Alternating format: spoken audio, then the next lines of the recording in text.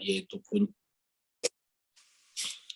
puncak daripada penderitaan dalam tanda petik berpuasa Ramadan, pada saat puncak kelaparan dan kehausan, supaya kita bisa membayangkan orang-orang yang dipaksa untuk lapar dan haus, bahkan setelah itu kemudian dibunuh dengan cara yang sangat sadis.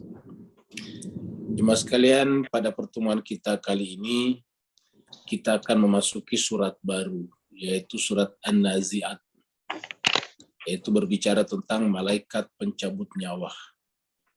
Oleh sebab itulah kita persilakan nanti kepada Ustadz kita, mudah-mudahan Ustadz kita, Ustadz Safi Saleh sedang ada di rumah sehingga beliau bisa membimbing kita untuk membaca ayat-ayat suci Al-Quran.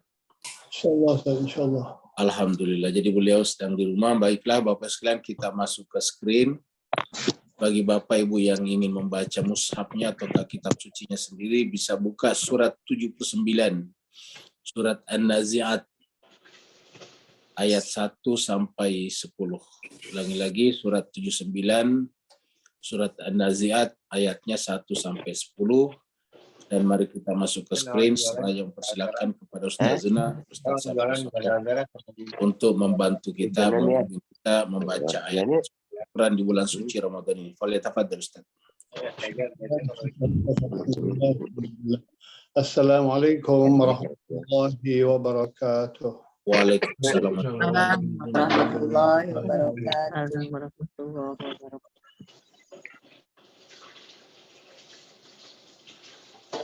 أعوذ بالله من الشيطان الرجيم. بسم الله الرحمن الرحيم. أعوذ بالله من الشيطان الرجيم. بسم الله الرحمن الرحيم.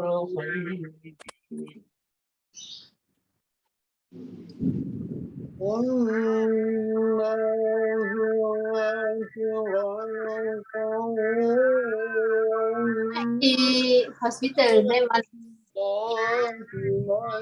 Zima kan dah gitu. Jago Azima. Ada orang?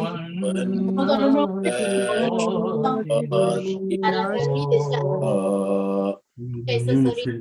Dari video. Dia anak dia sama dia.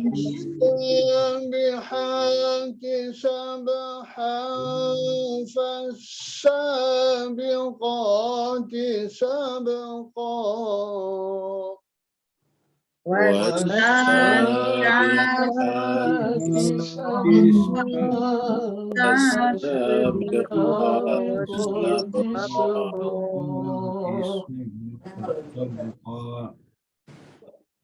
فالمدبرات أمرا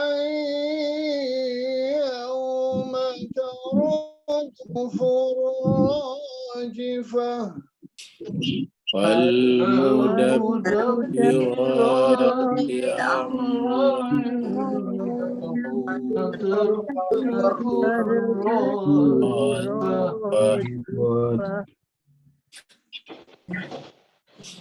تتبعها رادفة قلوب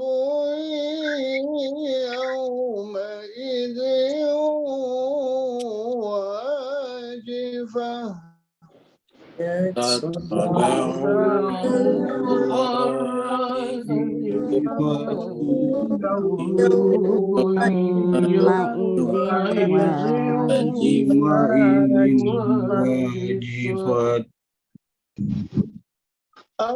أبصارها خاشعة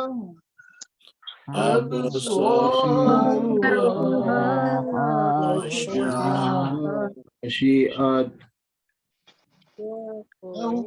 يقولون إنا لمردودون في الحافرة الآخرة يقولون بما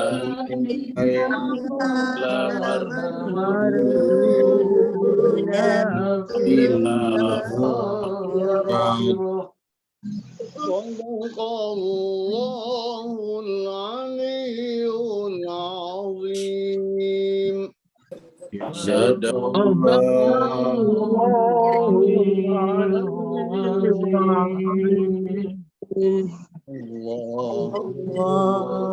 اللهم صل وسلم وزد وبارك على رسول الله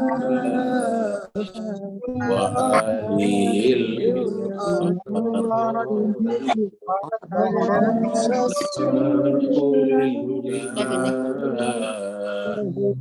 آله الأطهار اللهم صل على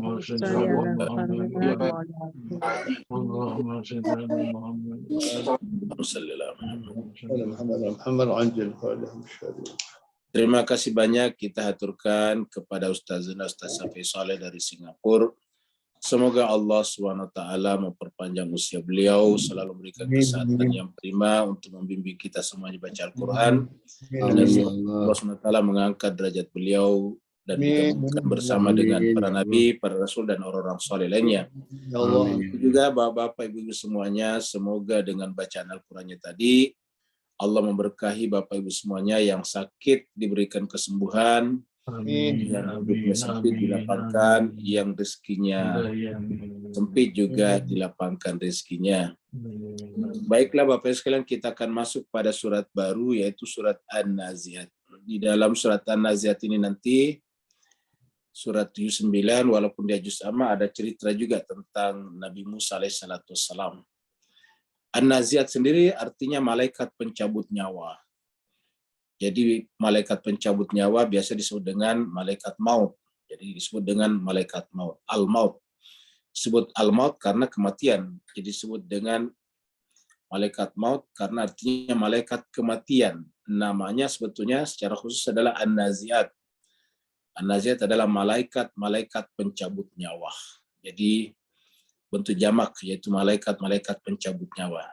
Dan nanti kita lihat Bapak sekalian di dalam surat ini bahwa ternyata malaikat pencabut nyawa itu bukan cuma 1, 2 tapi banyak ya, dan juga mempunyai 2 grup.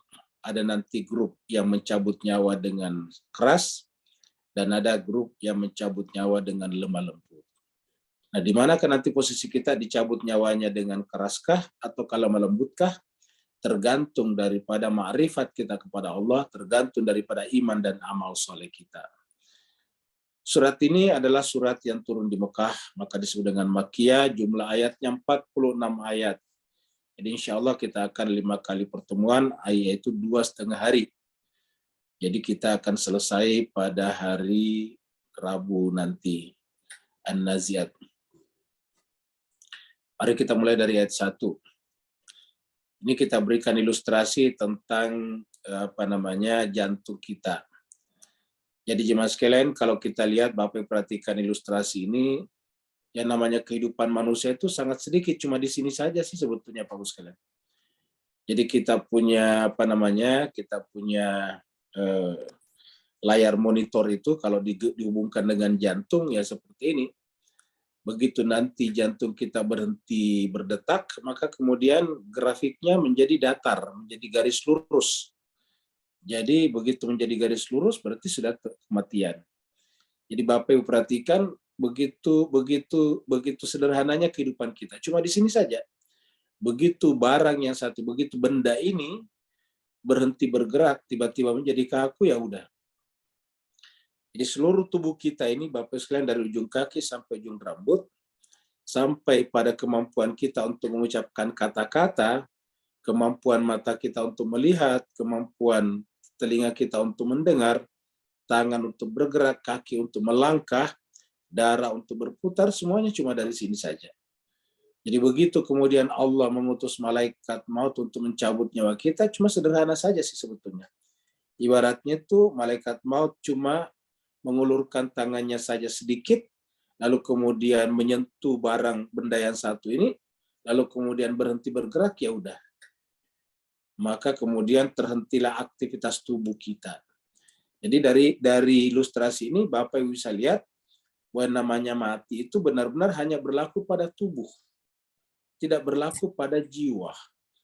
Jadi pada saat tubuh kita berhenti jantungnya, maka kemudian tubuh pun berhenti bergerak. Tubuh pun berhenti menjadi hidup namanya. Jadi yang disebut dengan hidup ini cuma di sini saja nih. Karena hidup kita itu kan tergantung dari darah sebetulnya. Jadi yang menyebabkan kita bisa merasakan itu, Bapak Ibu kalau misalnya memegang sesuatu itu kan berasa keras atau kasar, dingin atau panas. Itu kita rasakan dari mana sih sebetulnya? Dari darah. Begitu darah tidak mengalir ke sesuatu kan tidak berasa. Kalau orang misalnya tiba-tiba mengalami kelumpuhan, kan tidak ada darah biasanya datang ke tempat yang lumpuh tangannya atau kakinya, itu tidak merasakan apa-apa. Nah, jadi Bapak Ibu sekalian, jadi kita bisa merasakan itu melalui darah, dan ini dari jantung kita dipompa ke seluruh penjuru tubuh. Nah, dengan demikian begitu kita sudah berhenti jantungnya bergetar, berdetak, maka kemudian selesailah kehidupan kita dalam kehidupan dunia ini. Kita pun akan ditinggalkan oleh roh kita, dan jiwa kita akan secara otomatis pindah kepada alam lain yang disebut dengan alam barzakh. Allah SWT berfirman, A'udzubillahi minasyaitonirrajim, Bismillahirrahmanirrahim, Wan-nazi'ati gharqa, wan-nasyitati nashta. Jadi ini dua jenis malaikat saja. An-nazi'ati gharqa, demi malaikat yang mencabut nyawa dengan gharqa, dengan keras. Jadi kita lihat yang disebut dengan gharqa itu adalah mencabut nyawa dengan keras. Wan-nazi'ati gharqa. Sedangkan yang ini wan-nasyitati nashta, yang mencabut nyawa dengan lemah lembut. Nah, jadi Bapak Ibu jemaah sekalian, di manakah posisi kita? Inilah yang harus kita perbaiki sekarang. Karena nanti kalau Allah mencabut nyawa kita dengan keras, maka nanti kita akan merasakan penderitaan yang luar biasa. Tapi kalau malaikat mencabut nyawa kita dengan lemah lembut, maka kemudian kita tidak merasakan apa-apa. Bapak Ibu yang saya berbahagia, sedikit sebelum lanjut, ada cerita di tengah-tengah masyarakat kita yang berkembang, yang katanya berasal dari hadis Nabi, yang mengatakan bahwa pada saat Nabi akan dicabut nyawanya oleh malaikat, Nabi meminta kepada malaikat, ya malaikat pencabut nyawa, cabutlah nyawa saya dengan sesakit-sakitnya, agar tidak lagi dirasakan oleh umatku. Kalau cerita ini benar, ada dua masalah yang terjadi di dalamnya. Yang pertama adalah bahwa konsep Islam sama dengan konsep Kristiani dalam hal pengorbanan Nabi Isa. Di konsep Kristiani, saudara-saudara kita yang Nasrani, mereka percaya kalau Nabi Isa atau Yesus itu adalah disalib. Disalib, dipaku tangannya, baru kemudian dibiarkan mati sedemikian rupa. Ketika kita tanya kepada mereka, dia katakan, kenapa Nabi Isa membiarkan dirinya diperlakukan sedemikian rupa? Bukankah Nabi Isa itu memiliki berbagai macam mujizat, bisa menyembuhkan berbagai macam penyakit, bisa berjalan di atas air, bisa merubah batu menjadi emas, bisa menghidupkan orang mati, bisa membuat melihat orang yang buta. Kenapa tiba-tiba seperti tidak berdaya pada saat dia disalib, pada saat dia ditangkap, lalu kemudian diseret naik ke Bukit Golgota? Saudara-saudara kita Nasrani akan menjawab bahwa itu adalah Nabi Isa membiarkan dirinya, ataukah Tuhan membiarkan Nabi Isa seperti itu menderita supaya menjadi tebusan, penebus dosa umat manusia. Jadi menjadi penebus dosa umat manusia. Nah, Bapak Ibu jemaah sekalian, kalau Nabi Muhammad kita mengatakan bahwa cabutlah nyawa saya dengan sekeras-kerasnya agar umatku tidak lagi merasakannya, bukankah konsep ini sama saja? Ini persoalan pertama. Jadi terjadi konsep penebusan dosa juga. Jadi Nabi di sana menderita pada saat dicabut nyawanya menjadi semacam penebus dosa terhadap umatnya. Jadi konsep ini sama dengan konsep Nasrani. Yang kedua, maka kemudian apa makna Nabi Muhammad itu kekasih Allah? Apa makna Nabi Muhammad itu rahmatan lil alamin? Dan kita tahu bahwa Nabi Muhammad posisinya adalah yang paling tinggi di antara nabi-nabi, rasul-rasul. Beliau disebut dengan Sayyidul Anbiya wal Mursalin. Sedangkan Nabi Ibrahim saja kakeknya yang merupakan Sayyidut Tauhid saja gelarnya. Lalu kemudian disebut dengan istilah Khalilullah, yaitu sahabat Allah, kekasih Allah. Khalilullah itu adalah sahabat dekatnya Allah. Lebih daripada qarin, lebih dari sekedar sahabat sadiq. Yang namanya Khalilullah itu adalah dekat sekali dengan Allah. Nah, sedangkan Nabi Muhammad kita gelarannya adalah Habibullah.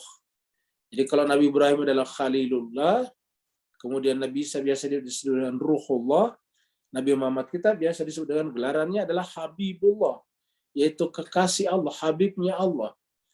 Lalu kalau masa iya Tuhan sebagai kekasih memperlakukan kekasihnya seperti itu, yaitu mengambil yang posisi yang pertama, mencabut nyawa dengan sekeras-kerasnya. Dan lalu kemudian kalau kita lihat dalam Al-Quran yang dicabut nyawanya dengan keras justru orang zalim. Jadi yang disebutkan dalam Al-Quran dicabut nyawanya dengan keras adalah orang zalim. Mari kita lihat surat Al-An'am di sini. Kita lihat surat Al-An'am. Kita buka surat yang ke-6. Ya. Surat Al-An'am. Ayatnya 193. Surat Al-An'am. 93 bukan 193, 93 atau 94. Ya. Ini dia. Ini Allah berfirman, "Waman azlamu mimman iftara 'ala Allahi kadziba." Waman azlamu, dan siapa yang lebih zalim mimman, daripada atau ketimbang orang-orang yang iftara, mengada-adakan, 'ala Allah, atas nama Allah, kadziba, kedustaan. Perhatikan ya Mas kalian permulaannya ayat ini. Siapa yang lebih zalim ketimbang orang-orang yang mengada-adakan atas nama Allah kedustaan. Jadi yang paling zalim itu bukanlah syirik, tetapi mengada-adakan kedustaan, cerita-cerita yang dialamatkan kepada Allah, yaitu agama, padahal bukan dari Allah, bukan dari Al-Quran. Qala, atau berkata, uhiya ilayya, saya juga dapat wahyu. Walam yuha ilahi, padahal dia tidak mendapatkan wahyu, mengaku mendapatkan wahyu, tetapi tidak mendapatkan wahyu syai' sedikit apapun. Waman qala, dan juga zalim juga orang yang berkata, sa'unzila misla ma anzalallah, masih akan ada kitab suci yang turun seperti kitab suci Al-Quran yang Allah turunkan, anzalallah. Jadi ini namanya orang-orang zalim. Jadi 3 jenisnya. Bisa salah satunya, bisa 3-tiganya. Ya. Tapi kalau kita lihat bisa saja 3-tiganya karena semuanya wa, ini wa. Wa-nya wa ataf, walam, waman. Jadi ini wa semuanya. Nah, jadi ada 3 di sana. Yang pertama adalah mengada-adakan kedustaan nama Allah, atas nama Allah, kemudian mengaku mendapatkan wahyu padahal tidak mendapatkan wahyu. Kemudian ketiga adalah mengaku masih ada kitab suci setelah Al-Quran. Baru kemudian Allah mengatakan di sini, walau tara, seandainya engkau melihat. Jadi walau tara, dan seandainya engkau melihat, izid zalimuna, ketika orang-orang zalim itu yang tadi di atas itu, fi ghamaratil mauti, berada dalam tekanan malakul maut, pada saat nyawanya dicabut oleh malakul maut. Fi ghamaratil maut, berada dalam tekanan sakratul maut. Dan pada saat kamu lihat itu, wal malaikatu, malaikat basitu, mengulurkan aidihim, tangannya untuk mencabut nyawanya. Karena ini dicabut dengan keras, maka dibentaklah oleh malaikat dengan kata-kata akhriju anfusakum, keluarkan dirimu sendiri. Kenapa? Karena yang bersangkutan tidak mau meninggalkan tubuhnya. Akhriju anfusakum, sangat berpegang teguh, tidak ingin mati. Akhriju anfusakum. Baru kemudian malaikat berkata, al-yauma, pada hari ini, pada saat dicabut nyawanya ini, tujzauna adzabal hun, dirasakan kepada kamu azabal hun. Azabal hun adalah siksaan, azab yang menghinakan, hukuman yang menghinakan. Dirasakan kepadanya azabal hun. Bima kuntum taquluna 'ala Allahi ghairal haq. Karena kamu suka mengatakan atas nama Allah sesuatu yang tidak benar. Mengatasnamakan agama Ingat, kalau kita bicara agama berarti kita mengatasnamakan Allah. Mengatasnamakan Allah, cara membuktikannya adalah kitab suci Al-Quran. Wa kuntum, dan pada saat itu an ayati, terhadap ayat Allah kamu tastakbirun. Nah, masa iya Allah mempersamakan Nabi Muhammad dengan orang seperti ini? Dengan dikatakan dia dicabut nyawanya dengan keras. Bisa kita simpulkan bahwa pernyataan ini tidak benar. Yang benar ialah bahwa seluruh manusia di dunia dicabut nyawanya, selembut-lembutnya dan seindah-indahnya adalah Nabi Muhammad kita. Sampai apa? Sampai diceritakan dalam surat Al-Fajr, tidak dicabut nyawanya, tetapi malaikat maut mempersilahkannya dengan kata-kata irji'i ila rabbiki. Kan di situ dikatakan ya ayyatuhan nafsul mutmainnah, duhai jiwa yang sudah mencapai derajat mutmainnah, irji'i ila rabbiki, masuklah ke dalam, kembalilah kepada Tuhanmu. Coba dipersilakan, bukan dicabut nyawanya. Irji'i ila rabbiki. Kenapa kira-kira Pak sekalian? Karena kalau sudah mencapai derajat nafsul mutmainnah, berarti kerinduannya sudah sangat kuat. Kerinduannya sudah sangat tinggi kepada Robnya, kepada Tuhannya.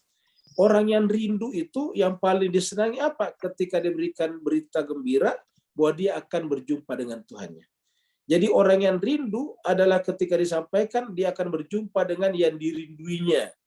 Nah, al-mutmainnah adalah nafs yang sangat rindu kepada Robnya, sehingga ketika malaikat datang memberikan kabar gembira bahwa kamu sudah akan berjumpa dengan Robmu, maka senangnya, gembiranya luar biasa, sampai tidak perlu lagi malaikat mencabut nyawanya, cukup dipersilakan irji'i ila rabbiki radiyatan mardiyah. Itu yang baru mencapai derajat nafs mutmainnah. Dan nafs mutmainnah ini kan baru nafs yang keempat. Di atasnya masih ada radiyah, mardiyah, dan kamilah. Bagaimana dengan para nabi dan rasul yang sudah mencapai derajat kamilah?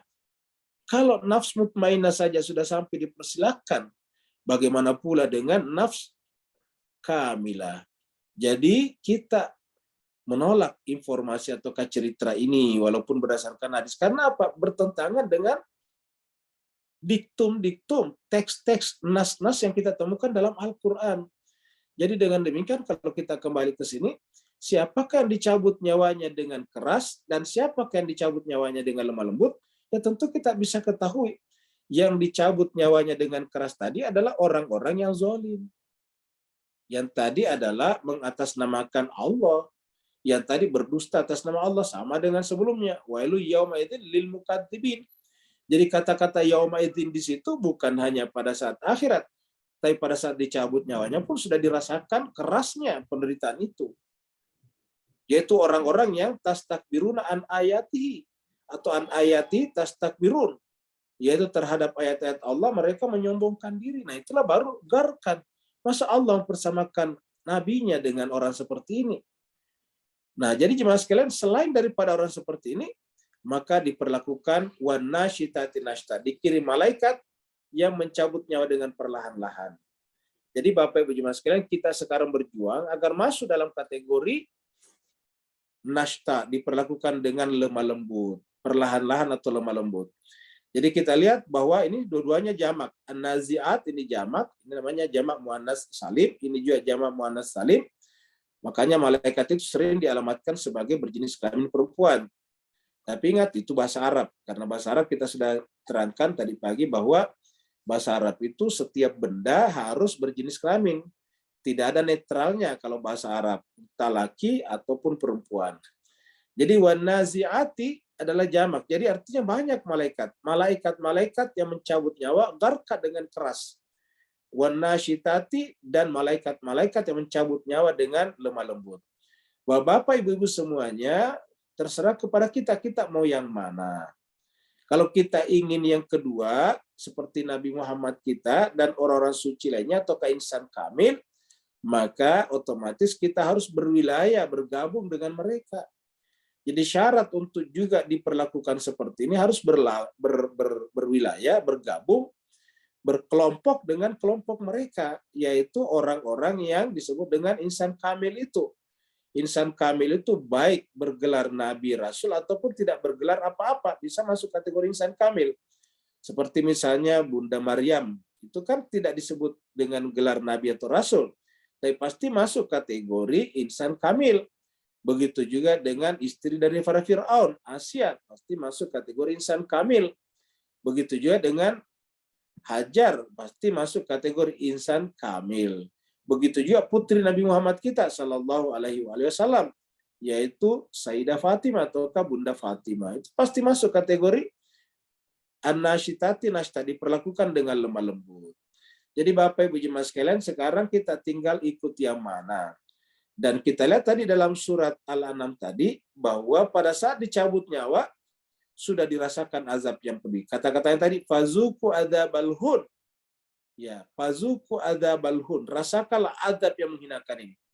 Makanya jemaah sekalian berbahagia, kita tidak terima kalau dikatakan semua orang kalau sakratul maut merasakan kesulitan.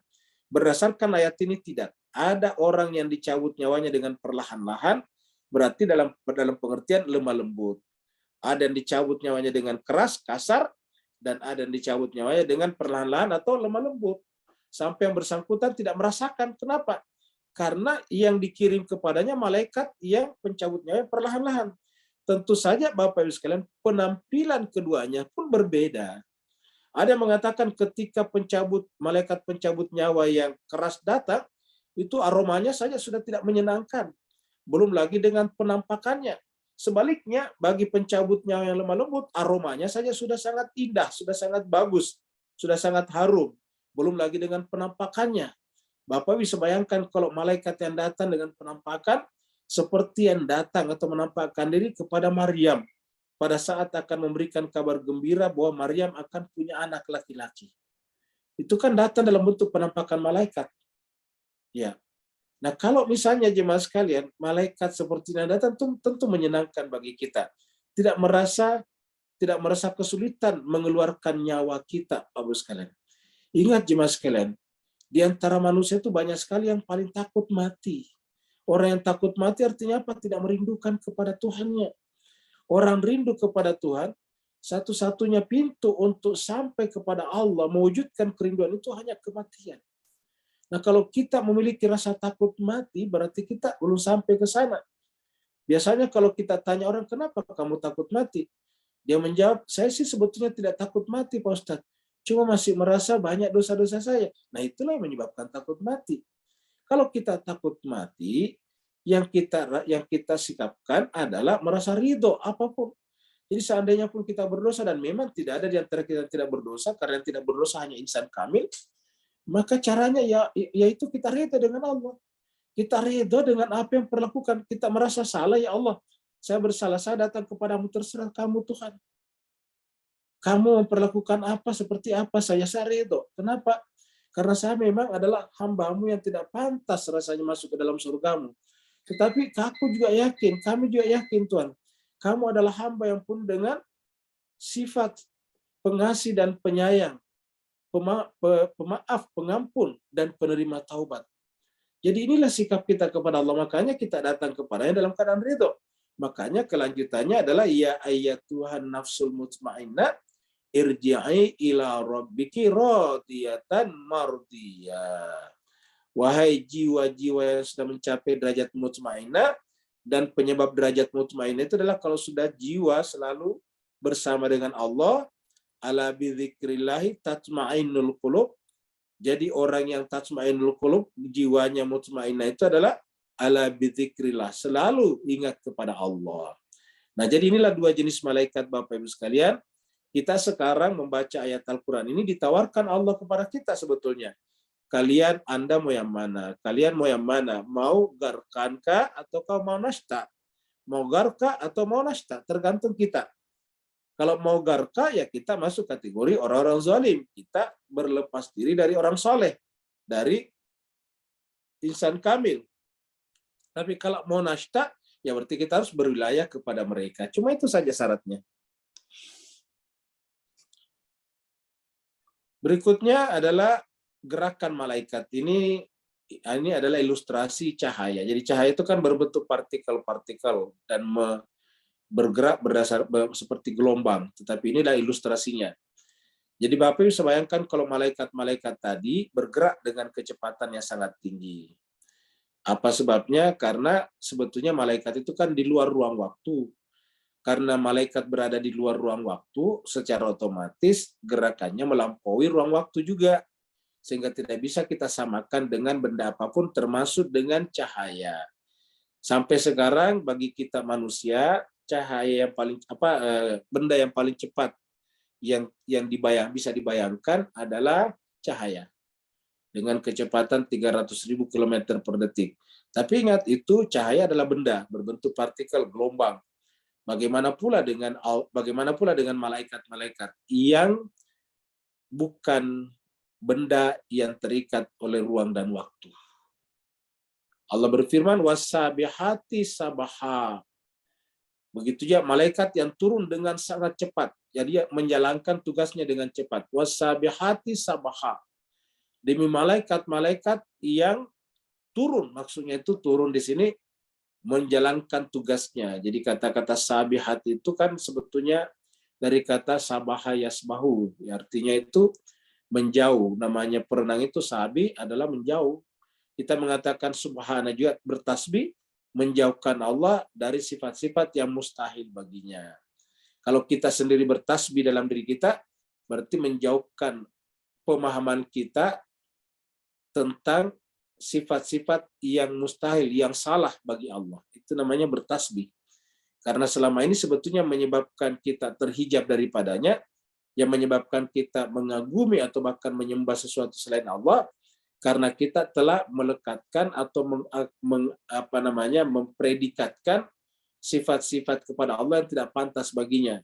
Seperti kalau kita mengatakan jangan-jangan Tuhan tidak mendengarkan doa saya. Nah, itu berarti mensifatkan Allah tidak mendengar doa. Mensifatkan Allah tidak konsisten dengan pernyataannya. Karena Allah itu adalah Maha mendengar dan Allah itu disebut dengan mujib. Mujib itu artinya mendengarkan doa. Jangankan doanya kita, doanya saja iblis didengarkan. Iblis meminta, ya Allah panjangkanlah usia saya. Beri tangguhlah saya sampai hari kiamat. Allah menerima doanya. Diberi tangguhlah iblis. Jadi kalau iblis saja yang durhaka seperti itu diterima doanya, apalagi kita. Jadi jemaah sekalian, oleh sebab itulah, maka tidak boleh kita berpikir seperti itu. Oleh sebab itulah kita harus bersihkan. Makanya bunyi ayatnya ialah sabbihisma rabbikal a'la. Sucikanlah nama Tuhanmu yang maha tinggi itu. Karena banyak yang kita sifatkan. Misalnya kita mensifatkan bahwa yang membuat kita dimuliakan orang karena kita kaya. Nah, ini adalah mensifatkan Allah rendah daripada benda. Yang menyebabkan kita mulia karena dimuliakan Allah. Allah mengatakan laqad karramna bani Adam. Yang menyebabkan kita mulia karena dimuliakan Allah. Bukan karena kita punya uang banyak. Karena kita manusia kan, karena kita Bani Adam, itu menyebabkan kita menjadi menjadi mulia.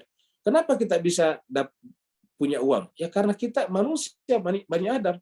Coba mohon maaf kalau kita monyet, kan tidak bisa dapat uang, tidak bisa cari uang. Jadi yang menyebabkan kita bisa dapat uang karena kita adalah Bani Adam, dan Allah mengatakan laqad karramna Bani Adam. Jadi uang, pangkat, jabatan, harta benda, barang-barang yang berharga itu kita bisa dapatkan karena kita adalah Bani Adam. Lihatlah, ada nggak orang hutan yang kerjanya mengumpul-ngumpulkan batu-batu seperti berlian, permata? Jawabannya tidak ada. Karena tidak mulia dan karenanya tidak mengerti apa yang disebut dengan kemuliaan. Nah, jadi kita bisa mengerti namanya kemuliaan sehingga menghiasi diri kita dengan hal-hal yang mulia, termasuk batu mulia, ya karena kita manusia. Jadi tidak benar kalau kita mulia karena kita punya benda-benda ini, benda-benda itu. Pangkat ini, pangkat itu, gelar ini, gelar itu, sekolah S1, S2, S3, bukan.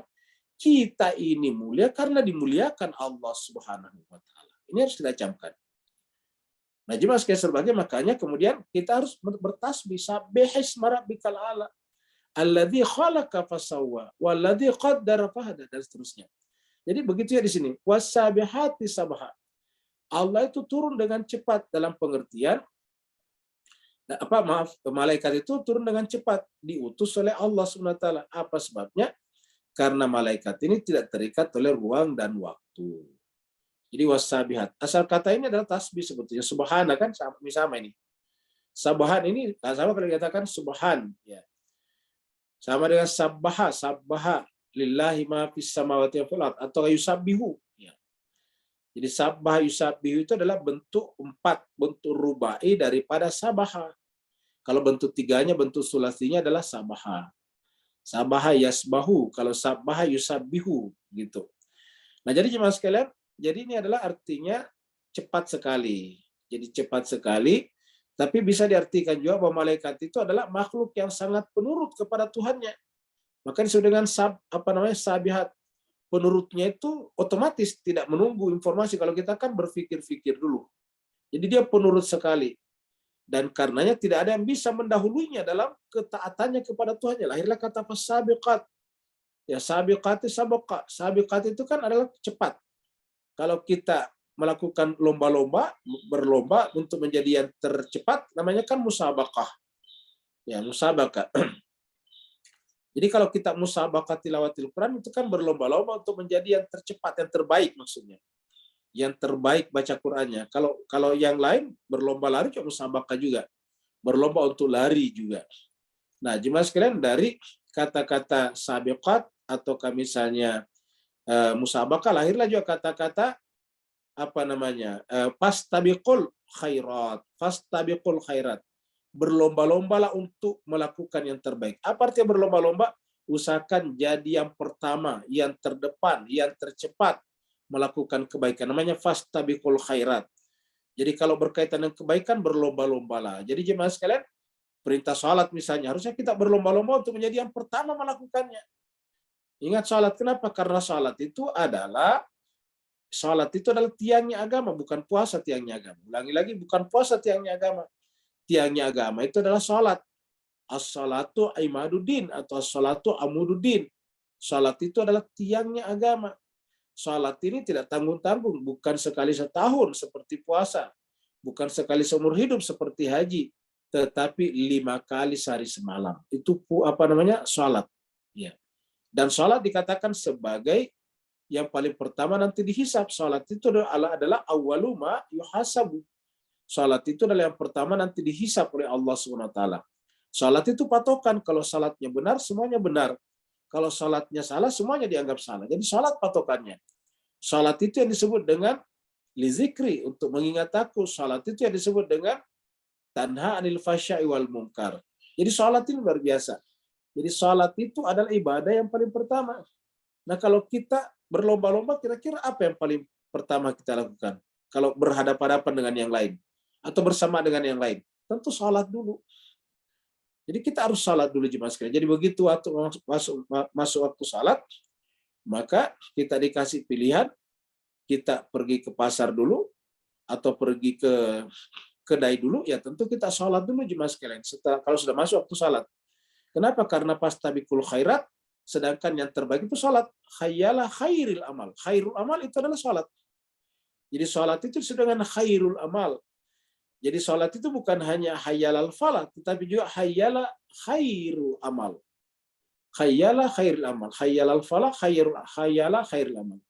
Jadi marilah kita menuju kepada amal yang terbaik. Kenapa? Karena disebut dengan kunci daripada segala-galanya. Bahkan disebut sebagai salat itu adalah miftahul jannah. Salat itu adalah mi'raj. Banyak sekali gelarannya salat. Salat itu adalah mi'rajul mu'minin. Salat itu adalah miftahul jannah. Salat itu adalah awwalu ma yuhasabu. Salat itu adalah imaduddin, dan banyak lagi yang lain. Salat itu adalah tanha anil fasyal munkar. Salat itu adalah lizikri. Banyak sekali gelarannya. Nah, kalau salat berjumpa dengan yang lain, dengan ibadah yang lain, maka yang mana kita dahulukan? Kalau bersamaan waktunya misalnya. Tentu salat dulu, Pak Ustaz. Lagi-lagi, tentu salat dulu. Kalau kita berjumpa antara makan dan salat, ya salat dulu. Ya, kalau waktu makan dan waktu salat, ya kita harus salat dulu. Kalau ditanya bagaimana makan atau salat, kita salat dulu, begitu. Kecuali kalau ada faktor-faktor tertentu yang tidak bisa dihindari. Jadi jemaah sekalian, Allah mengatakan fasabiqati sabqa. Jadi malaikat itu turun dengan kecepatan yang sangat tinggi. Fasabiqati sabqa. Kata-kata fasabiqati tadi mendahului semuanya, termasuk mendahului cahaya. Jadi dia adalah kecepatan. Jadi di antara seluruh makhluk selain Allah maksudnya, itu adalah bergerak dengan kecepatan yang sangat tinggi. Ya, kepatuhannya, gerakannya juga adalah sangat tinggi. Jadi kita berusaha supaya juga, marilah kita berusaha untuk menjadi fasabiqati sabqa, supaya kita juga ditolong dengan cepat oleh Allah SWT. Ingat Bapak Ibu sekalian, sifat Allah kepada kita tergantung daripada sikap kita kepada sholat kita. Siapa yang menunda-nunda, suka menunda-nunda sholatnya, Allah juga akan menunda-nunda urusannya. Siapa yang selalu mendahulukan sholatnya, Allah juga mendahulukan urusannya. Allah tidak akan menterlantarkan orang yang selalu mendahulukan sholatnya. Jadi fasabiqati sabqa.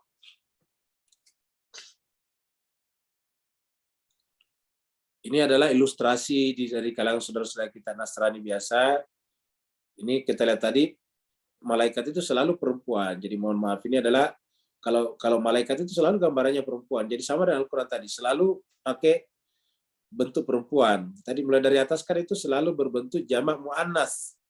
Muannas itu artinya perempuan. Dan memang karena malaikat di dalam Al-Quran selalu dalam bentuk perempuan, maka ada saudara-saudara kita yang selalu menggambarkan malaikat kalau bikin patung seperti ini perempuan. Padahal kita sampaikan bahwa tidak ada kepentingannya sebetulnya malaikat untuk berjenis kelamin, laki atau perempuan. Kenapa? Karena kan tidak untuk berketurunan. Tidak berketurunan. Lalu kemudian kenapa ya bahasa Arab? Itulah kekurangannya bahasa Arab. Bahasa Arab itu benda apapun harus ada jenis kelaminnya. Bahkan kita sampaikan tadi pagi bahwa Allah pun dari sisi bahasa berjenis kelamin. Jadi Allah itu dari sisi bahasa berkelamin laki-laki. Kenapa? Karena disebut dengan huwa Allah, huwa Allah.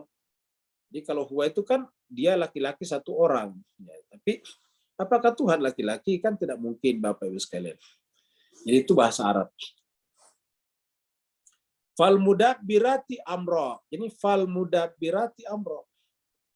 Jadi dia adalah fal mudabbirati amra. Jadi kita kumpulkan ini, pembahasan ini ayat ini dengan ayat sebelumnya, bahwa malaikat bergerak dengan kecepatan tinggi sampai dikatakan lebih cepat dari malaikat.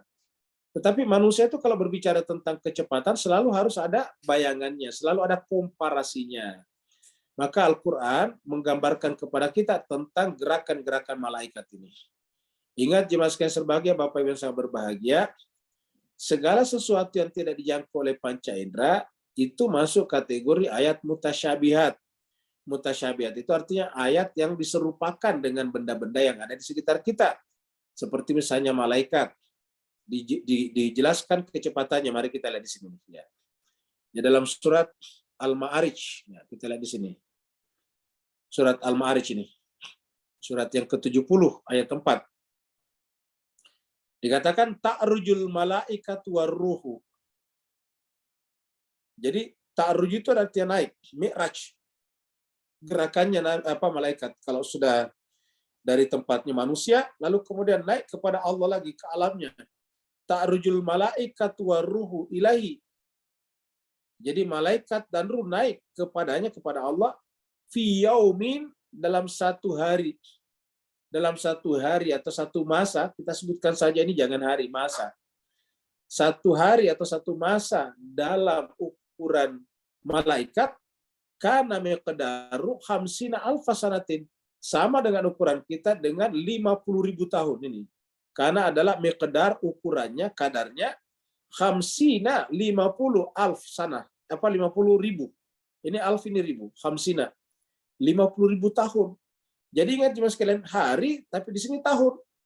Jadi satu hari di sisi malaikat sama dengan 50.000 tahun di kita. Berarti 50.000 tahun dikali berapa? Dikali 365 lagi. Karena satu tahun itu kan adalah 365 hari. Kalau kita samakan anunya satuannya nama unitnya. Kalau kita samakan unitnya sama-sama unit hari, berarti ini harus dikali dengan 365. Kenapa? Karena satu tahun sana itu adalah 365 hari. Ya. Jadi artinya apa? 50.000 kali 365 itu kan jauh sekali apa namanya? Nilainya tinggi sekali. Tapi ini hanyalah perbandingan saja, komparasi saja, agar kita bisa bayangkan bahwa begitu gampangnya, begitu mudahnya Allah menggerakkan malaikat-malaikat untuk menjalankan tugasnya. Begitu gampangnya, begitu mudahnya malaikat bergerak dari satu perintah untuk menjalankan perintah-perintah selanjutnya. Jadi itu gambaran kita saja. Kemudian malaikat itu mengatur ini. Fal mudabbirati amra, dia mengatur urusan. Mengatur urusan atas perintah siapa? Tentu atas urusan Allah Subhanahu wa taala. Nah, di sini kita bisa lihat dalam surat 32 surat As-Sajdah. Di sini kita lihat surat As-Sajdah itu surat 32 ayat 5. Allah berfirman, yudabbirul amra minas sama ilal ard ini. Yudabbirul amra minas sama ilal ard.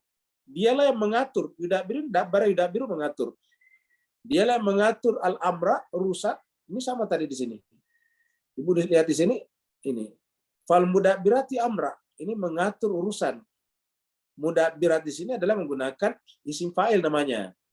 Nah, kalau di sini menggunakan fi'il mudhari'nya. Jadi kalau di sana adalah isim fa'ilnya, kalau di sini adalah fi'il mudhari'nya, yaitu yudabbirul amra minas sama'i. Yudabbiru mengatur al-amra urusan dari langit ilal ard. Dari alam non materi kepada alam materi. Jadi dari alam non materi ke alam materi. Dari alam samawi ke alam aradi. Yudabbirul amra minas sama'i ilal ard. Summa ya'ruju, kembali lagi ilaihi. Jadi turun dan naik. Gerakannya seperti itu. Fi yaumin, dalam satu hari, kana miqdaru, urusannya adalah, ukurannya adalah alfasanatin mimma taudun. Sama dengan 1000 tahun dari yang kita ukur, yang kita hitung. Nah, lagi-lagi kan ini perumpamaan saja, komparasi saja. Kenapa? Karena tadi di surat Al-Ma'arij adalah hamsina alfa. Kalau ini kan cuma alfa. Kalau tadi sana adalah kana miqdaru hamsina alfa sanatin. Kalau di sini adalah tidak ada hamsinanya, tapi alfa sanatin mimma taudun. Jadi fi yaumin kana miqdaru alfa sanatin mimma taudun adalah kadarnya 1000 tahun berdasarkan apa yang kalian ukur. Nah, jadi jemaah sekalian, ini gambaran bagaimana malaikat digunakan oleh Allah untuk mengatur urusan dari alam samawi ke alam aradi. Termasuk mencabut nyawa tadi, karena kita bicarakan ini adalah malaikat pencabut nyawa. Jadi fal mudabbiratu amra yauma tarjufur rajifatu. Yauma tarjufur rajifatu. Yauma, hari tersebut atau saat tersebut, tarjufur rajifatu. Manusia itu tergoncang dengan segoncang-goncangnya. Jadi jemaah sekalian, apa artinya tergoncang dengan segoncang-goncangnya? Pada saat menerima berita bahwa dia akan dikembalikan kepada Allah. Jadi jemaah sekalian, kita artikan ini adalah ketika manusia tahu kalau malaikat pencabut nyawa dikirim kepadanya. Jadi apabila manusia mengetahui kalau malaikat pencabut nyawa dikirim kepadanya, maka tergoncanglah dengan segoncang-goncangnya. Menggunakan kata-kata tarjufur rajifatu. Ada dua tentunya di sini jemaah sekalian.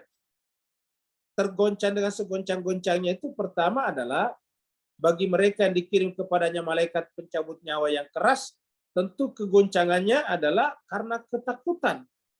Jadi takut karena tergoncang karena sedemikian takutnya akan kematian itu. Sebaliknya bagi mereka yang beriman atau berwilayah tadinya, maka goncangnya itu adalah karena sedemikian rindunya, sedemikian senangnya. Jadi kan ada orang yang bergoncang tuh. Ada bergoncang karena takut, ada bergoncang karena gembira. Orang gembira juga bergoncang, meloncat-loncat, girang namanya. Nah, jadi kata-kata yauma tarjufur rajifatu di sini bisa kita artikan seperti itu. Tentu tanpa menafikan pengertian juga yang lebih jauh. Lebih jauh kenapa? Pada saat hari kiamat nantinya. Pada hari kiamat nantinya, kalau berdasarkan di sini, Kementerian Agama, alam semesta diguncang dengan seguncang-guncangnya.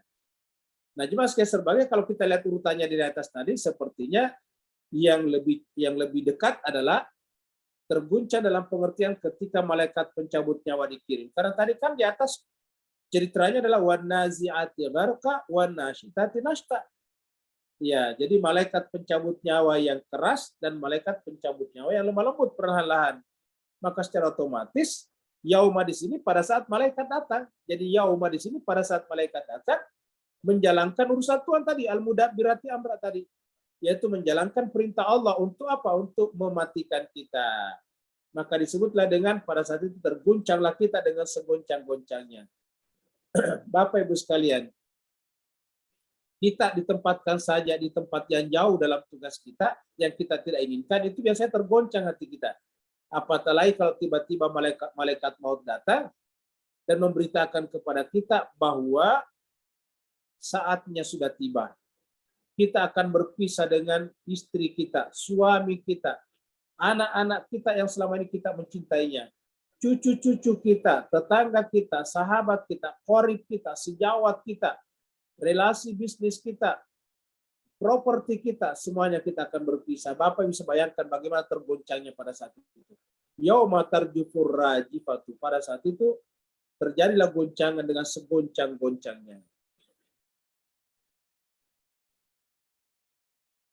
Nah, ini juga adalah ilustrasi-ilustrasi berkaitan dengan cahaya, tapi kita bicara tentang ruh seperti inilah. Ya. Jadi ini adalah jiwa manusia kurang lebih seperti inilah, jiwa manusia, kalbu kita. Jadi aslinya kalbu kita itu harusnya disifati oleh cahaya, bukan disifati oleh tanah, bukan disifati oleh materi, tapi cahaya seperti ini. Tatba'uhar radifatu. Ya. Tatba'uhar radifatu. Jadi cuma sekali serbahagia, jadi ada yang mengiringi. Jadi begitu nyawa kita dicabut, maka akan disusul dengan kejadian berikutnya. Jadi tadi dicabut kan berarti dipisahkan. Jiwa kita, kalbu kita, nafs kita dilepaskan dari tubuh kita. Tubuh tadi sudah mati tadi. Ingat tadi gambaran jantung. Nah, pada saat sudah mati kita, maka kemudian disusul dengan berita berikutnya. Maaf, yaitu tatba'uhar radifatu. Yaitu apa? Yaitu kita pindah ke alam barzah. Jadi begitu kita pindah ke alam barzah, itu lahirlah juga kegoncangan berikutnya. Jadi lahirlah, muncullah peristiwa kedua berikutnya. Setelah dicabut nyawa, langsung kita pindah. Tidak ada jedahnya. Tidak ada istilah nanti setelah 40 hari baru si mayit itu meninggalkan rumahnya. Ini tidak benar cerita-cerita seperti ini. Ini katanya nanti setelah 40 hari baru rohnya si mayit itu meninggalkan rumahnya. Jadi selama belum 40 hari si mayit itu rohnya masih ada di sekitar situ. Makanya katanya supaya rohnya pergi, maka dibacakan doa-doa, buatlah tahlilan dan sebagainya. Ini pendapat yang keliru. Apa sebabnya? Begitu kita meninggalkan alam dunia, ya pindah kepada alam barzah, alam berikutnya. Disebut dengan tatba'uhar radifatu. Maka langsung diiringi dengan peristiwa yang kedua. Walaupun di sini kalau kita lihat disebut dengan diiringi dengan tiupan yang kedua. Tiupan yang kedua. Di sini tidak ada kata tiupan. Ya. Jadi di sini tatba itu kan ikut, ittiba, ya, mengikuti. Kemudian ar-radifatu yang mengiringinya, pengiring. Jadi kejadian berikutnya. Jadi next kejadiannya muncul setelah kejadian pertama selesai, yaitu pencabutan nyawa. Jadi tatba'uhar radifatu. Qulubun yauma idzin wajifatun. Maka kita lihat ini langsung kalbu pada saat itu. Qulubun, kalbu pada saat itu wajifatun, berdebar kencang tadi. Ya, ingat kata-kata kalbu di sini Pak Bu sekalian. Kalbu di sini bukan pada saat kita masih berada di depan kita. Karena kalbu itu kan memang sifatnya adalah berdebar-debar, bergerak-gerak. Maka pada saat jiwa kita, si kalbu ini, meninggalkan tubuh kita, lalu kemudian sampai kepada peristiwa berikutnya, yaitu alam barzah, maka dia bergoncang lagi segoncang-goncangnya. Kata berdebar itu kan bergoncang segoncang-goncangnya. Ya seperti diabadikan di dalam surat As-Sajdah itu yang sering kita angkat.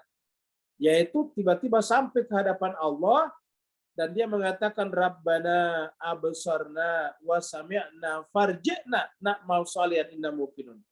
Dia katakan, ya Allah, kami telah melihat, kami telah mendengar bahwa ternyata memang ada alam setelah alam dunia, dan karena kami tidak siap, farji'na, kembalikanlah kami ke dunia, kembalikanlah kami untuk hidup, na'mal shalihan, untuk beramal saleh, inna muqinun, kami sekarang sudah yakin. Di dalam surat Al-Mu'min dikatakan, farji'uni, kembalikanlah aku ke dunia untuk apa? Untuk melakukan amalan-amalan yang aku tinggalkan. La'alli an a'mala mimma taraktu, untuk melakukan amalan-amalan yang dulu aku tinggalkan. Jadi amalan-amalan yang dulu aku tinggalkan. Jadi itulah ketergoncangannya kalbu pada saat itu. Jadi qulubu yauma idzin wajifatun. Kalbu pada saat itu bergoncang lagi karena sudah sampai pada alam berikutnya. Nah, ini jemaah sekalian berbahagia, karena tidak ada yang bisa menceritakan kepada kita, ini rinci, detil Al-Quran menceritakannya. Peristiwa pada saat nyawa kita dicabut. Karena ini menyangkut pencabutan nyawa. Dan di dalam Al-Quran itu beberapa kali diceritakan seperti ini.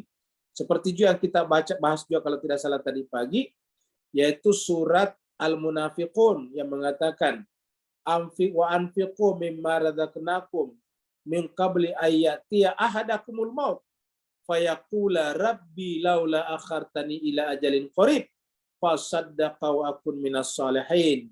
Dan korbankan memang, infakkan memang sebagian daripada apa yang Allah rizkikan kepada kalian, baik hartanya ataupun dirinya, bi amwalikum wa anfusikum, min qabl, sebelum datangnya malaikat maut kepada salah seorang di antara kalian.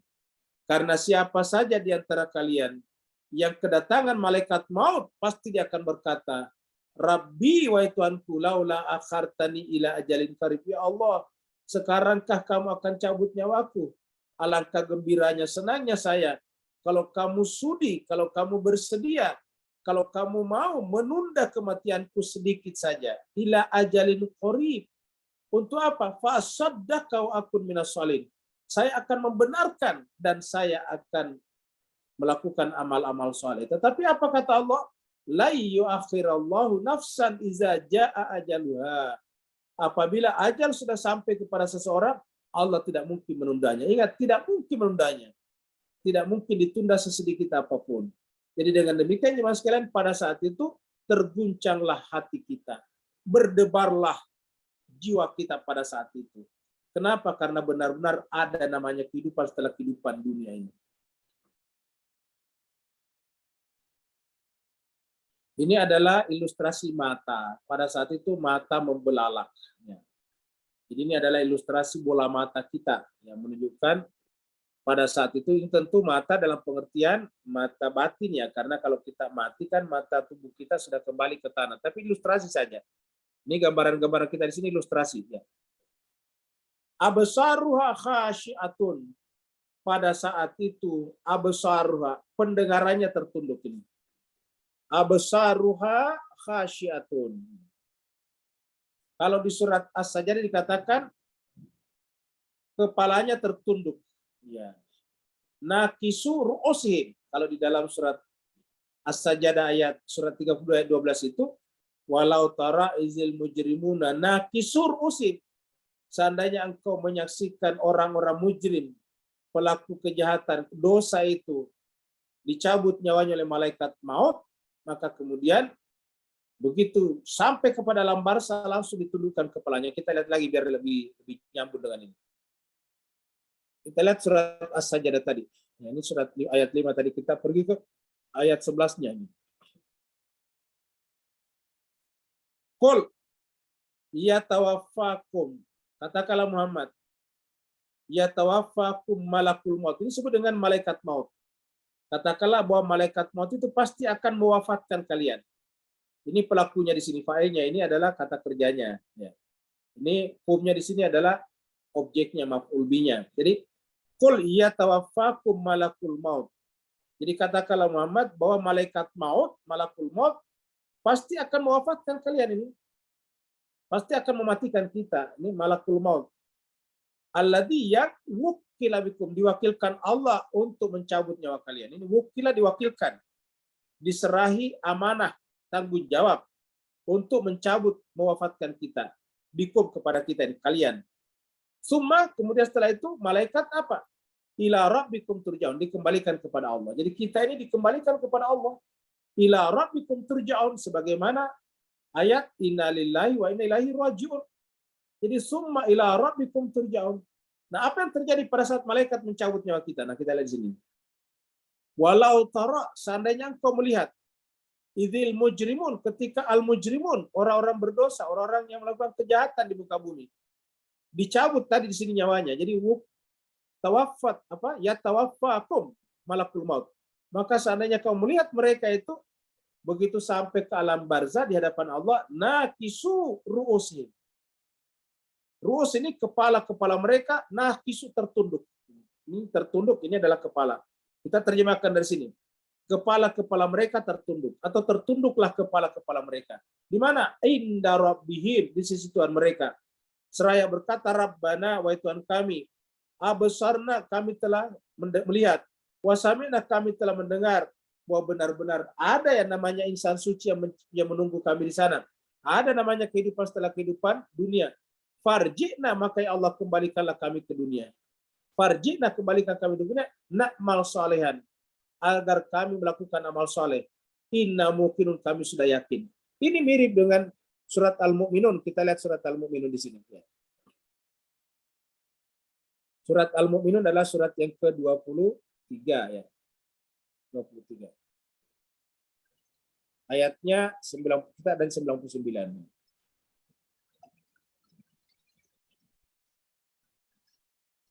Hatta iza ja'a ahadahumul maut. Hatta sampai ketika datang ahadahum kepada salah seorang di antara manusia ini, al-maut, yaitu kematian, malaikat maut, qala, maka dia berkata, Rabbi, wahai Tuhanku, irji'uni, kembalikan aku ke dunia ini. Perhatikan yang sekalian, ini adalah laporan dari orang-orang meninggal dunia ini, karena tidak ada yang bercerita, Allah ceritakan dalam Al-Quran. Jadi begitu ja'a ahadahumul maut, begitu datang kepada salah seorang di antara kita ini manusia, al-maut, kematian, semua kita berkata, Rabbi, wahai Tuhanku, irji'uni, kembalikan aku ke dunia. Coba, irji'uni, kembalikan aku ke dunia. Dengan memelas, dengan mengiba di hadapan Allah, Rabbi, wahai Tuhanku, irji'uni. Sama tadi surat As-Sajdah. Ya. La'alli, agar aku, supaya aku, la'alli, semoga aku, a'malu sholihan, melakukan amal-amal soleh. Lagi-lagi amal soleh lagi. Fima taraktu, dengan apa yang aku tinggalkan. Jadi supaya aku bisa melakukan amal soleh, yaitu amal-amal yang selama ini taraktu, aku tinggalkan. Tapi apa kata Allah? Kalla, sekali-sekali tidak. Innaha kalimatun huwa qailuha. Itu hanyalah kata-kata yang dia ucapkan saja. Artinya itu hanya dia yang ucapkan, mengatakan irji'uni tadi, kata-kata ini maksudnya nih. Irji'uni, kembalikan aku ke dunia supaya aku beramal saleh dengan apa yang kutinggalkan.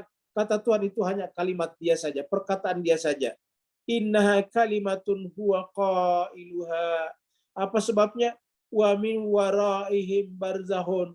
Karena di belakang mereka ada barzah ila yaumi yub'atsun, sampai hari kebangkitan. Artinya tidak mungkin kembali lagi ke dunia. Ini Pak Bu sekalian pasti akan terjadi pada kita semuanya tanpa kecuali. Semuanya kita akan mengalami ini. Makanya Al-Quran lengkap, rinci menceritakan ini, agar jangan sampai kita nanti menyesal. Begitu nanti kita menyesal, ya bukan salahnya Tuhan, tapi salahnya kita. Kenapa? Di dalam kitab suci Al-Quran ini sudah sangat lengkap perjalanan kita menuju kepada alam akhirat, alam berikutnya. Nah, jadi begitulah jemaah sekalian, begitu lengkapnya. Jadi absaruha khasyiatun. Makanya kita katakan ini masih cerita kematian, bukan kiamat, tapi kematian, kiamat kecil lah. Absaruha, pada saat itu pandangan, kemudian khasyah, penuh dengan ketakutan. Khasyah ini khusyuk, takut. Tertunduk karena takut. Absaruha khasyatun.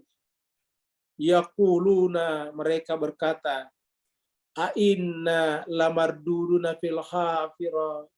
Ya Allah, alangkah gembiranya, senangnya seandainya kami lamarduduna, kamu kembalikan. Coba, sama-sama tadi. A'inna lamardud, mardud itu kembalikan lagi. Fil hafira, pada keadaan semula. Maksudnya hidup lagi seperti semula, agar kami bisa beramal. Jadi sama Pak sekalian. Jadi yaquluna, berkatalah mereka tadi yang dicabut nyawanya ini. Lamarduduna, ya Allah, seandainya engkau mengembalikan kami. Mardud itu dikembalikan kepada semula lagi. Fil hafirah. Maksudnya utuh lagi seperti manusia. Disatukan lagi jiwanya dengan tubuhnya. Tubuhnya, jantungnya berdetak kembali lagi, kurang lebih begitulah. Hidup lagi seperti ini, punya tubuh lagi, bisa berbicara lagi. Agar apa? Sama tadi. La'alli a'mala sholihan mimma taraktu. Ataukah di dalam surat As-Sajdah tadi, untuk beramal soleh. Fasaddaqa wa kunna sholihin, kalau surat Al-Munafiqun. Jadi jemaah sekalian serbagi ini selalu berulang-ulang dalam Al-Quran. Disampaikan berkali-kali. Kenapa? Agar kita jangan sampai masuk kategori orang yang seperti ini. Pengen dikembalikan ke dunia untuk utuh lagi supaya beramal soleh lagi. Bapak Ibu sekalian, kalau itu sudah datang tidak mungkin lagi. Kerja malaikat begitu cepat tadinya. Gerakan malaikat saja naik turun itu sama dengan khamsina alfasanah. Sama dengan 50.000 tahun sesuai dengan ukuran kita. Jadi dengan demikian Mas Kaiser berbahagia, mudah-mudahan dengan permulaan surat An-Nazi'at ini mengingatkan kita tentang kematian Pak Bos sekalian. Karena benar-benar kematian itu pasti akan datang kepada kita. Jemaah kita Ibu Hari yang selalu ikut ini di sini, baru 2 hari yang lalu meminta kita mendoakan sepupunya, adik sepupunya, ternyata sorenya sudah meninggal dunia jemaah sekalian. Dan setiap saat kalau kita lihat data-data, setiap saat selalu saja ada orang meninggal dunia. Tidak ada orang yang hidup kekal abadi dalam kehidupan ini. Semuanya kita tanpa terasa jemaah sekalian, pada saatnya tiba kita akan berpisah dengan segala-galanya. Oleh sebab itulah di awal surat ini sudah ditawarkan kepada kita. Kalian mau dikirimkan malaikat yang mana? Malaikat yang berlaku kasarkah atau yang berlaku lemah lembut? An-nazi'ati gharqankah ataukah an-nasyitati nashtaka? Tergantung kita. Imma syakira wa imma kafura. Terserah kita mau memilih yang lembut atau memilih yang kasar. Kalau memilih yang kasar berarti kita memilih adalah ingkar, yaitu inna atadna lil kafirina salasila wa aglala wa saira. Sedangkan kalau kita ingin diperlakukan lemah lembut berarti kita memilih al-abror. Innal abror yashrabuna min ka'sin kana mizajuha kafura. Mudah-mudahan ada manfaatnya. Mohon maaf jika ada kekurangan dan kesalahan. Kalau yang kita katakan, yang kita ceritakan, yang kita sampaikan ini baik, bagus, memang itu karena dari Al-Quran, bukan dari pribadi Al-Fakir sendiri. Bahkan Al-Fakir kalau keluar sedikit dari rel Al-Quran mungkin terjadi kesalahan-kesalahan. Oleh sebab itulah selama yang disampaikan ayat Al-Quran itu pasti adalah indah dan bagus. Karena Al-Quran adalah mujizat. Terima kasih banyak atas perhatiannya. Mohon maaf atas segala kekurangan. Ia mau bertanya dipersilakan. Assalamualaikum Ustaz. Waalaikumsalam warahmatullahi wabarakatuh. Silakan Pak. Alhamdulillah, barakallahu fi azim. Azibatun semua. Assalamualaikum. Baik. Bismillahirrahmanirrahim. Dalam kaitan kupasan yang indah tentang perkara yang mengerikan tadi, indahnya ialah di dunia ini dalam azan terselip hayya ala khairil amal. Dan ngerinya ialah di alam sana, siapa yang tak sahut kepada hayya ala khairil amal dalam azan, maka mereka kesal tak sudah meminta ala a'malu salihan dikembalikan. Berkaitan batinnya tentang dua perkara ini Ustaz, yang terang-terang mengakibatkan pada ayat 1 dan 2 tadi. Afwan semua, barakallahu fiik. Baik, terima kasih banyak Bapak Ustaz Utama Pak Nur. Jadi jemaah sekalian, kita tahu di dalam azan itu kalau sebagian kita saudara muslim kita cuma dikatakan kalau subuh hayyala khairil as-salatu khairum minan naum. As-salatu khairum minan naum. Ingat jemaah sekalian, ada juga saudara-saudara kita yang kalau azan dari kalangan bermazhab Ahlul Bait itu kalau azan ada tambahannya as-salatu khairul amal. Jadi as-salatu khairul amal. Salat itu adalah amal yang paling baik. Khair itu kan terbaik. Salat itu adalah amal yang terbaik. Dan ini sesuai dengan hadis Nabi, as-salatu imaduddin. Salat itu adalah tiangnya agama. Jadi kalau kita cuma mengatakan salat itu lebih baik daripada tidur, berarti komparasinya cuma tidur saja. Bagaimana dengan yang lain? Nah, bagusnya adalah khairul amal, sebaik-baik amal. Jadi salat itu adalah sebaik-baik amal. Nah, kenapa sebaik-baik amal? Karena dia adalah merupakan core, dia merupakan intisari daripada semua amalan. Jadi semuanya itu kalau amal-amal dalam agama, baik yang mahda ataupun yang gairu mahda, kembali kepada sholat sebetulnya. Jadi kembali kepada sholat. Contohnya begini, sholat itu adalah pertemuan antara ibadah mahda dan ibadah gairu mahda. Ya, sholat itu sendiri sebagai sholat kan adalah ibadah mahda. Tetapi di dalam sholat ada kewajiban, yaitu kewajiban menutup aurat.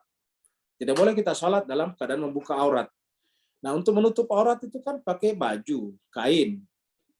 Nah, kain ini adalah masuk kategori ibadah gairu mahdah. Artinya menjual kain, membeli kain, memproduksi kapas, membuat industri tekstil, itu adalah termasuk ibadah gairu mahdah namanya. Nah, dengan demikian sholat ini adalah pertemuan antara mahdah dan gairu mahdah. Bahkan pertemuan antara langit dan bumi. Itu sholat itu jemaah sekalian berbahagia. Jadi pertemuan antara kita dengan para manusia suci, karena pada saat kita sholat, kita sujud kepada Allah melalui mereka. Seperti itu. Jadi sholat itu intinya, makanya saudara, sholat itu adalah mi'rajul mu'minin. Sholat itu adalah miftahul khair. Sholat itu adalah miftahul jannah. Sholat itu adalah awwalu ma yuhasabu. Semuanya. Nah, dengan demikian, kalau kita ingin menunjukkan kecintaan kita kepada Allah, ya kita tunjukkan melalui sholat. Kalau kita dipanggil oleh orang yang kita rindu kepadanya, pasti kita lari terbirit-birit. Nah, pada saat azan, itu siapa sebetulnya memanggil Bapak Ibu sekalian? Kita ulangi lagi dulu. Bapak Ibu sekalian, pahamkah kita bahwa azan itu hakikatnya Allah yang memanggil? Diwakilkan Nabi kepada Bilal pertama kali.